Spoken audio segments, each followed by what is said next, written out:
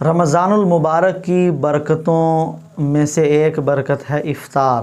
افطار کے وقت روزہ دار کو دو خوشیاں عطا کی جاتی ہیں، ایک تو اسے کھانے کی اجازت مل جاتی ہے اور دوسرا اسے رب عز و جل کی طرف سے جزا دی جائے گی، بدلہ دیا جائے گا۔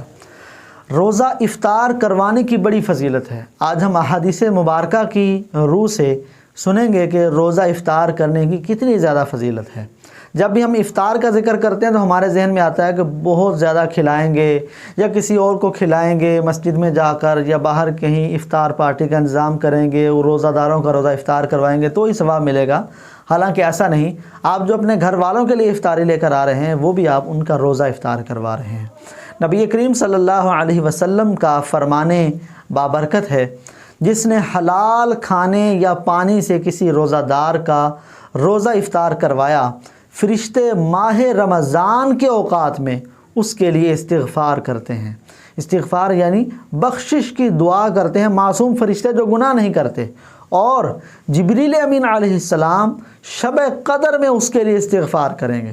اتنی اہم رات میں اگر آپ چاہتے ہیں کہ ہمیں فرشتوں کی دعاؤں سے حصہ ملے، ہمارے لیے یہ معصوم، گناہوں سے معصوم، پاک اور ہر وقت اللہ تعالیٰ کے حکم کو پورا کرنے والے افراد کی دعائیں ملیں، تو آپ روزہ دار کو حلال کھانے سے روزہ افطار کروائیں۔ اور جب ہم کسی کو روزہ افطار کرواتے ہیں تو جتنا ثواب اس روزہ دار کو ملے گا اتنا ثواب ہمیں بھی دیا جائے گا۔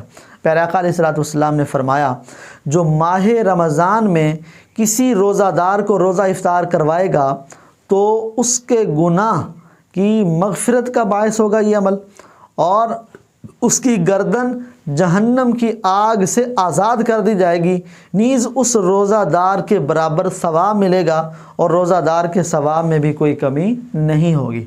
تو روزہ چاہے ہم کھجور سے کروا دیں یا پانی سے افطار کروا دیا تو ہمیں اس کا ثواب ملے گا۔ اور یہاں پر اس حدیث پاک میں بیان کیا گیا کہ اس کو 3 برکتیں ملیں گی۔ نمبر 1، اس کی گناہوں کی معافی ہوگی، گناہوں کی مغفرت اور بخشش ہو جائے گی۔ نمبر 2، اس کو جہنم کی آگ سے آزاد کر دیا جائے گا۔ اور تیسری فضیلت کیا ملے گی؟ تیسری فضیلت یہ ہے کہ اس کو روزہ دار کے برابر ثواب ملے گا۔ اب اس کا مطلب یہ نہیں کہ جو امیر ہیں وہ لوگوں کو روزہ افطار کروا دیں، 30 دن روزہ فرض ہے یا 29 دن تو وہ 30 لوگوں کو روزہ افطار کروا دیں اور پورا رمضان روزہ ہی نہ رکھیں۔ ایسا کرنے سے ہمارا فرض ادا نہیں ہوگا، اس لیے کہ روزہ افطار کرنے سے اس روزہ دار کو جتنا ثواب ملا اتنا ثواب ملے گا، لیکن اس سے آپ کے اپنے جو فرض روزہ ہے اس کا فرض ادا نہیں ہوگا۔ اور اگر کسی کو پیٹ بھر کر کھانا کھلا کر یا کسی اور صورت میں اس کا روزہ افطار کروا دیا تو اب کیا ہوگا؟ حدیث پاک میں ہے کہ جو روزہ دار کا پیٹ بھرے گا اللہ اسے میرے حوض سے پلائے گا کہ جنت میں داخل ہونے تک پیاسا نہ ہوگا۔ اس کو حوض کوثر نصیب ہوگا جو کسی کا پیٹ بھر کر اس کا روزہ افطار کروا دے، یعنی روزہ بھی افطار کروائے اور پھر اس کے بعد اسے کھانا وغیرہ بھی کھلائے، تو انشاءاللہ الکریم اس کی برکت سے اسے حوض کوثر کا جام پینا نصیب ہوگا کہ جنت میں جانے تک پھر وہ پیاسا نہ ہوگا۔ تو الحمدللہ بہت سارے مسلمان ایسے ہیں کہ جو مسلمان بھائیوں کا روزہ افطار کرواتے ہیں، وہ افطار کے دسترخوان سجائے جاتے ہیں، لیکن اس میں خاص طور پر ایک چیز کی توجہ جو ہے وہ اس طرف توجہ دلانا چاہوں گا کہ اس میں رزق کی بے برکتی نہ ہو، اور افطار میں اتنا نہ ڈوب جائیں کہ افطاری اتنی دیر کرتے رہیں کہ نماز کا وقت چلا جائے، یا پھر جماعت معاذ اللہ چھوڑ دیں، یا پھر نماز کو تاخیر سے پڑھیں۔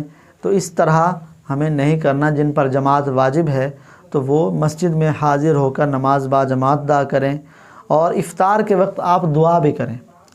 افطار کا جب دسترخوان سجتا ہے تو اس پہ انواع و اقسام کی اشیاء یہ چنی جاتی ہیں، تو ہم افطار سے پہلے اور افطار کے بعد دعا کرنا بھول جاتے ہیں۔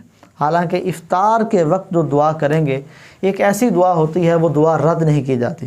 فرمان مصطفیٰ صلی اللہ علیہ وسلم ہے، ان للصائم عند فطرہ لدعوۃ ما ترد، بے شک روزہ دار کے لیے افطار کے وقت ایک ایسی دعا ہوتی ہے جو رد نہیں کی جاتی۔ تو اپنی خاص ایک دعا مانگیں، اور افطار کے وقت روزانہ 10 لاکھ ایسے گناہ گاروں کو جہنم سے آزاد کیا جاتا ہے جن پر ان کے گناہوں کی وجہ سے جہنم واجب ہو چکا ہوتا ہے۔ تو روزہ افطار کرنے سے پہلے 5 منٹ پہلے آپ تمام افراد کو، گھر والوں کو بٹھا لیں، کوئی کچن میں نہ ہو، کوئی باہر نہ ہو، اور پھر اس وقت کو آپ دعا میں گزاریں، نہ یہ کہ کھانے کی طرف للچاتی ہوئی نظریں کر کے اس وقت کو گزاریں۔